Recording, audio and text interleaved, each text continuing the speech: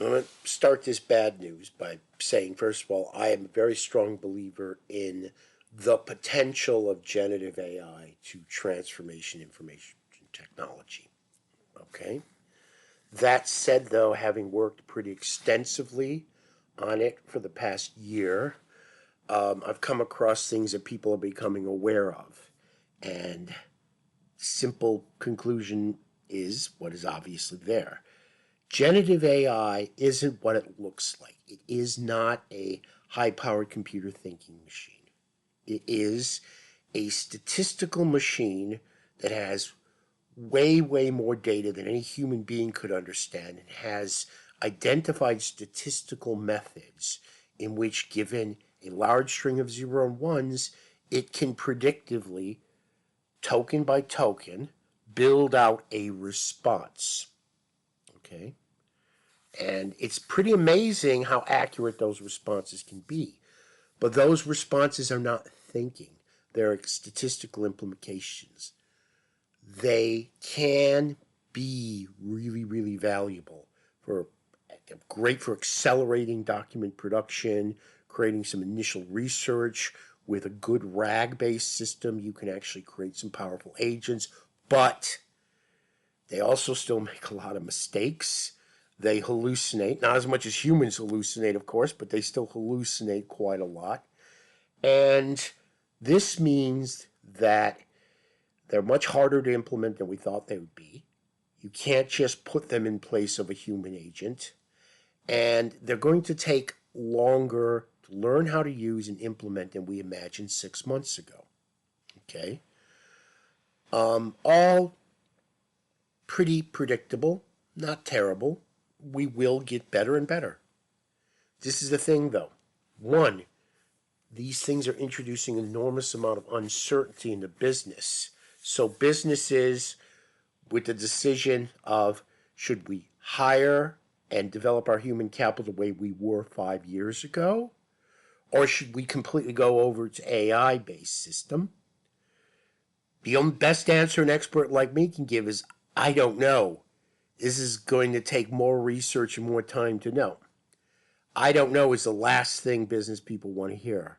So it's not going to result in the kind of business transformations that it potentially promises to, simply because of the levels of uncertainty. Okay? All of this is no major issue, but for the key thing is the amount of money being invested. It's simply insane, the amount of money and the valuations for these companies. There is no possible way for a technology that is this confusing and uncertain and has this long path to adoption and has these kinds of issues that are worse than just being bad, but are also very hard to understand, because a lot of times it seems like it thinks, and a lot of times it thinks like it doesn't think. So it's a confusing thing for people to get their head around. So the adoption process is going to take a while and be uncertain. And yet, trillions are being funneled into this tech. Okay?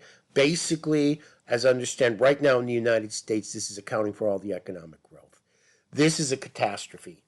I would point, some people point to the, dot bomb, but I would point to one thing.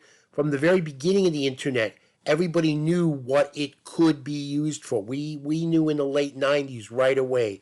Online banking, online shopping, enterprise database management, paperless offices, replacing infrastructure with cloud-based systems. All of this stuff was obvious. Took decades to implement, and it was completely understood.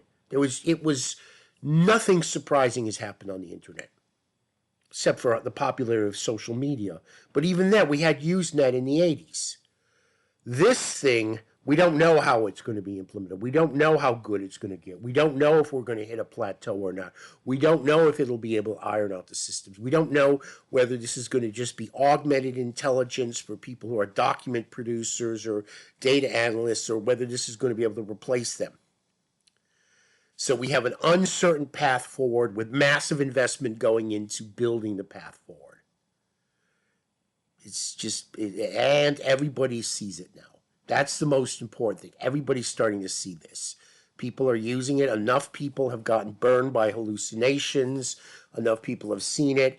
And the other really other thing is that getting employees to champion this stuff is becoming really near impossible because the tech bros who are investing in it are talking about how they're using it to cut jobs.